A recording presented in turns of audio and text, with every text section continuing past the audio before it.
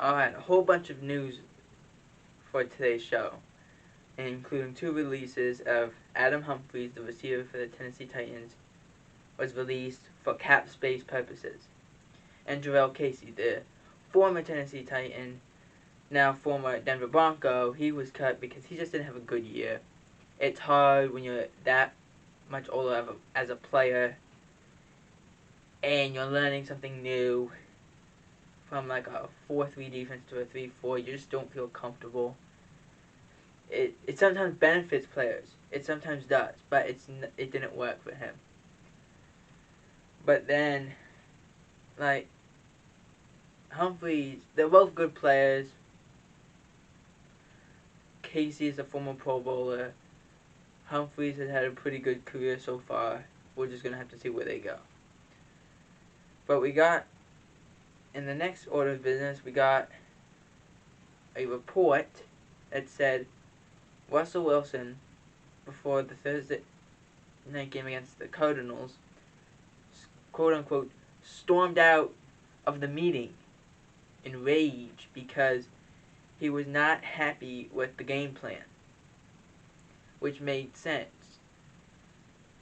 And again, this is very uncharacteristic of Russell Wilson, but it's just, we'll get to him later more in the show, but he's frustrated, and we'll get to it in a minute, but he just wants to win so badly, and he didn't feel that was the best way to do it. But for a person who in a nice transition, we have a person who was frustrated to a person who's flying high, in Chris Godwin. He was talking about Tom Brady, and he had a great Tom Brady quote that he had, that it said, Tom Brady made us believe we could win. That, in a lot of cases, is what you only need. It's like, oh, you know what? We're going to win. And we're going to do it this way. When players hear that, they're like, oh, it's not going to happen. It's not going to happen. You can't just wishful thinking that into thin air. That doesn't work. Yet, it happened. And they started to believe in what Tom was saying.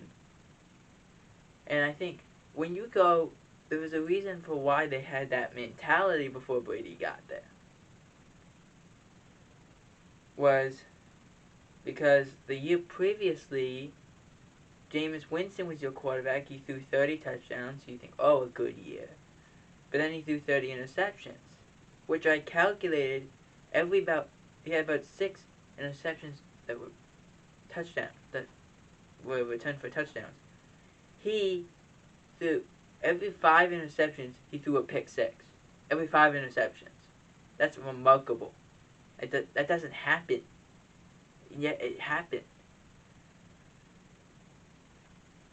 But Rich Eisen, who was a great sportscaster and has his own radio show, the Rich Eisen Show, was saying that it's what he likes to call the Brady Effect. And that's so true, because Brady is one of the greatest, if not the greatest quarterback of all time, because everyone else that had a good to great receiver and would win with that good or great receiver, Tom never had a great receiver and won a Super Bowl.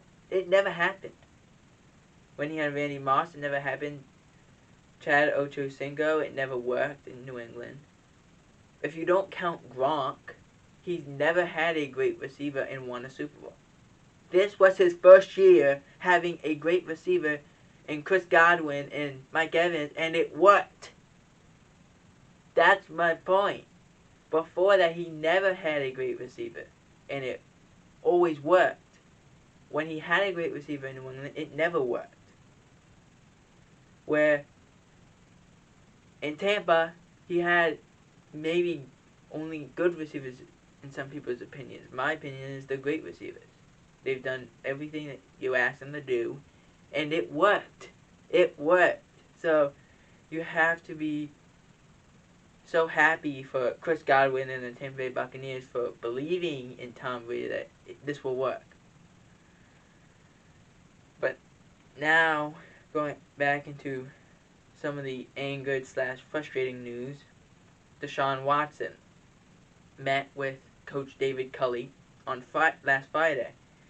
He said, and I bet you this went like, Coach, I think you're a great person.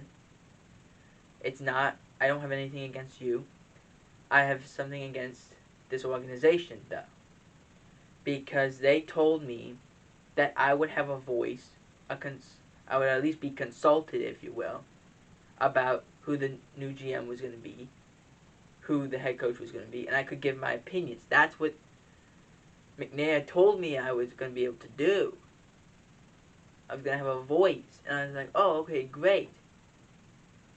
I didn't have a voice in who was hired as the GM because Jack Easterby, who was from New England, who's now, I think, some sort of vice president in the organization, hired Nick Caserio, who was, I believe, the assistant GM. I know he was one of the PR guys, but he's never been an actual GM. But Belichick always has.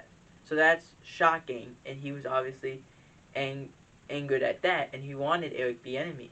Deshaun Watson was like, I want Eric Bieniemy. He said it publicly, he said it privately, he said it basically any way you can say it.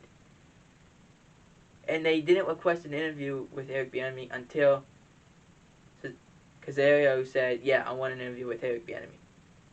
That was only when they did it. They hadn't done it ever, at any point. That was so shocking to me.